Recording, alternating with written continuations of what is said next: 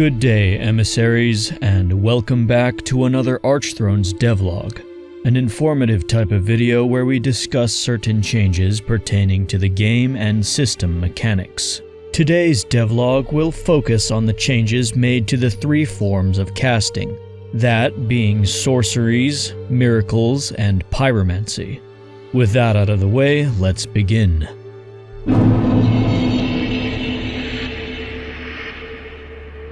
In vanilla Dark Souls 3, and consequently the demo release of Archthrones, there were many spells, pyromancies, and miracles that existed solely to be replaced by a bigger and better counterpart. We didn't quite agree with the overabundance of these type of attacks. Although their existence is somewhat necessary for coherently expressing progression within the world of Dark Souls, we felt that having 4 different soul arrows that all function the same exact way and slightly progress in damage causes casting to feel a bit bland and repetitive. I use Soul Arrow as an example here, but there are a few other examples which I will not go over at this time. Instead, others will be addressed further into the video. In short, we have decided to variegate the casting roster to provide players with more fun and interesting attacks to cycle within their attunement slots. Let's go over all the vanilla attacks that have been altered. Please note that we consider these changes to be a work in progress, and anything you see here might be subject to expand or change in the future. Starting with sorceries, Soul Arrow remains the swiftest and boasts the cheapest FP cost of its Soul Arrow brethren. However, its bullet speed has been increased tremendously, transforming it into a blazingly fast projectile attack that can be used safely from a distance. It also uses the quick cast variant of its casting animation, allowing you to rapidly fire this projectile to the mercy of your FP bar. Great Soul Arrow remains mostly unchanged, but uses the quick cast variant of its casting animation, offering higher DPS than Soul Arrow, in exchange for higher stamina cost, higher FP cost, and a much slower bullet speed. Think of these two like a light and heavy attack on most melee weaponry. Heavy Soul Arrow has been completely reworked. Casting this spell causes the bullet to briefly hover above the caster in a passive state, only firing after a short duration. It works well at applying pressure from afar and forcing your opponents to approach you or continue to be pelted by a continuous volley of soul arrows. Great Heavy Soul Arrow functions similarly to Heavy Soul Arrow. However, it stays passive for a longer duration than Heavy Soul Arrow before becoming active. This allows you to cast multiple of them before the spell becomes active. A longer duration also allows you to take more actions before the spell becomes active, granting you a highly threatening approach option. Magic Weapon has had its spell buff increased from 75 to 95. This remains a sorcerer's dedicated way of buffing their weapon with pure magical damage. Great Magic Weapon has had a name change to now be known as Enchanted Weapon, a spellcaster's counterpart of Blessed Weapon designed to passively regenerate FP when active, along with a modest magical enchantment to your weapon. Crystal Magic Weapon now uses a faster casting animation and now has been made to last for only 15 seconds. Additionally, this weapon now inflicts curse to your opponent on hit. Hidden Weapon now hides every armament, including staves. Cast Light has been renamed to Orb of Light and now fires a projectile that deals no damage but causes a hard knockdown on hit. White Dragon Breath has had its hitbox size doubled and its casting animation changed. Crystal Hail has had its projectile tracking buffed so it's actually useful. Farron Flash Sword has had its requirements changed to 14 intelligence and its spell buff has been increased from 103 to 120.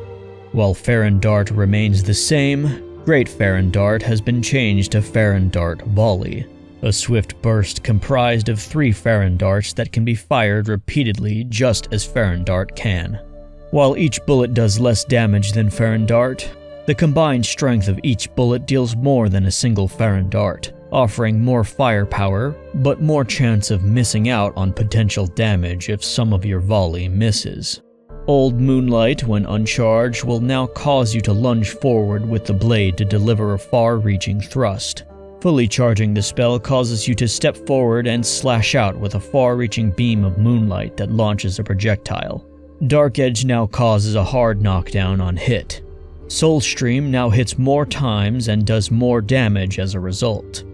Before we move on, I just wanted to add that every single casting animation has received improved tracking and steering from its stiff, clunky-feeling casting animations from the vanilla game. You'll also notice that some animations are different from how you last remember them. That's all for today's sorcery segment. Let's move on to the pyromancies.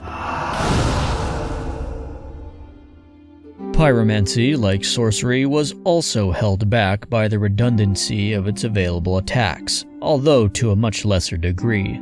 Attacks like Combustion and Great Combustion, being functionally the same, are some of the examples we wanted to take back to the drawing board and make an effort to provide incentive to choose either or, depending, of course, on your style of play. Firstly, Combustion has been subject to play the role of a standard melee-type pyromancy. It now is a full-fledged pyromancy instead of just a weapon skill. Being a tangible spell that requires an attunement slot, its hitbox, visual effects, and damage have all been altered to be a much more threatening version of its previous self. We wanted to keep Combustion's utility and function the same while improving upon what already made it great in order to incentivize its usage over other pyromancies. Great Combustion, however, is nearly unrecognizable from how it used to be. As the name and description suggests, it creates a giant flame in the user's hand, igniting a highly damaging explosion that covers a large area in front and around you. As the visuals suggest, this attack does incredible amounts of poise damage, granting opportunities to aim for posture breaks and critical attacks. This pyromancy has an exceedingly long cast time. However, during its casting animation, the caster gains a 50% reduction to incoming damage, along with a super armor bonus that renders you impervious to poise breaks or stagger. For balance reasons, this pyromancy is not affected by virtual dexterity or cast speed, being the only spell to exhibit this behavior. Next up, let's cover the Fireball family. Fireball has had its bullet velocity increased drastically. It now possesses the highest bullet velocity of all the pyromancies, fitting as it does the least amount of damage. Fire Orb has also had its bullet velocity increased, although not as much as Fireball. Its bullet duration has been increased drastically, allowing for opportunities at long range should you have the skill to free aim accordingly. When locked on, this pyromancy will home in on your target, allowing you to apply safe pressure from afar. Black Fire Orb possesses the least amount of tracking and bullet speed among the fireballs. However, its splash hitbox lasts a deceptively long time, making it excellent for manual aiming and catching roll-ins. It isn't quite as powerful as Great Chaos Fire Orb, but it only requires one spell slot as opposed to two. Lastly, Bursting Fireball has been altered to have a splash hitbox on every single bullet. Using its natural fan-like shape, you can cover a large area both in front and on the ground with fire. It also has had its bullet count increased along with an extended bullet life, allowing you to rain fire upon enemies by aiming the pyromancy high and letting it fall to the ground. Moving on from the Fireball family, Sacred Flame has been altered to now be able to sprint, jog, or walk during its casting animation. In addition, this pyromancy now receives a small poise bonus during its casting animation, ensuring you can shrug off most lesser blows while closing in to land your command grab. As an added bonus, successfully connecting the grab portion of this pyromancy will refill a great deal of FP, excellent for sustainable casting on long expeditions. Fire Whip has had its bullet velocity increased. In addition, its cast speed at maximum virtual dexterity has been drastically increased. The casting animation has been altered to have improved tracking and allows you to slightly turn during the bullet's life and death. Profaned Flame has had its range improved to reach max lock-on distance, instead of falling short like it normally does. Seething Chaos has had its initial bullet life extended drastically. allowing for usage at far longer ranges. In addition, the explosion hitbox has been increased to cover more ground when it finally explodes. Last but not least, Boulder Heave has had its bullet velocity increased to be able to travel further. The upward and downward angle limit of its casting animation has been increased, allowing you more freedom in how you aim it on the Y-axis. That's it for the Pyromancy segment. Let's move on to miracles. I'm sure you know what I'm about to say, so let's not waste any more time and dive right into the Lightning Spear family. Lightning Spear, being the weakest of the Lightning Spears, has had its bullet velocity increased drastically. It now travels blazingly fast, just as you'd expect from a literal bolt of lightning. With its speed increase, it works exceptionally well against moving targets.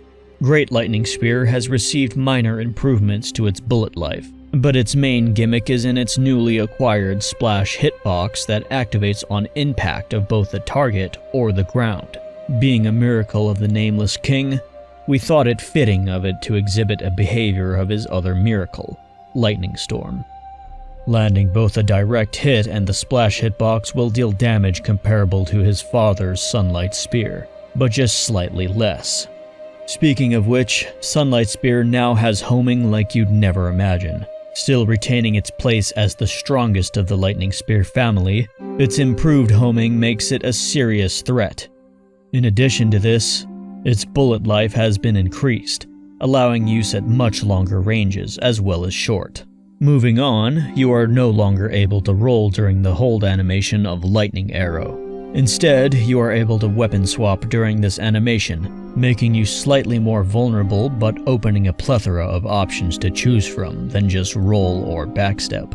This works in tandem with the fact that Lightning Arrow naturally forces a response out of your target, allowing you many different responses once you force your opponent into approaching you. In addition, its release window at max cast speed has been hastened, allowing you to draw and shoot faster than before.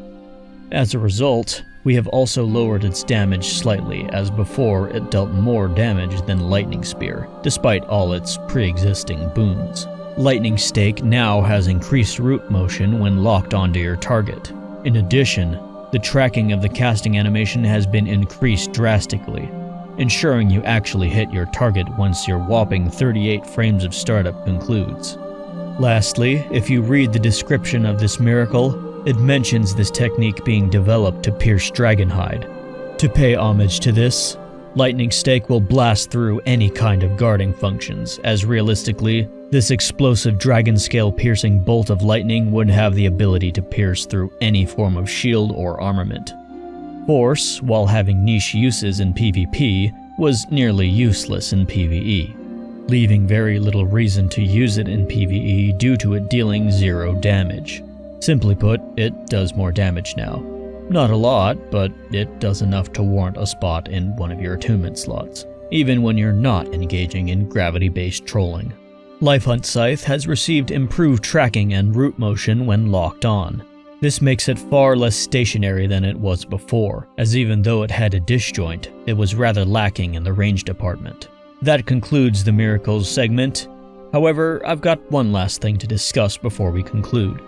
All catalysts have received new forward light and forward heavy attacks. Alongside these changes, all catalysts have had their neutral heavy attacks altered into more viable attacks. The attack rating of these weapons has also been increased to incentivize usage of catalysts as melee weapons as well as casting tools. Lastly, successfully landing a melee attack with these weapons will restore a small amount of FP, allowing you more opportunities to cast spells and such.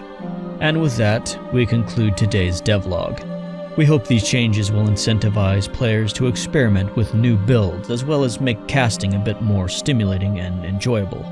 Thank you for watching, thank you for your continued support, and we hope you stick around for the final release. If you want to support us, the links to our Ko-fi and Patreon are in the description as always. Until next time.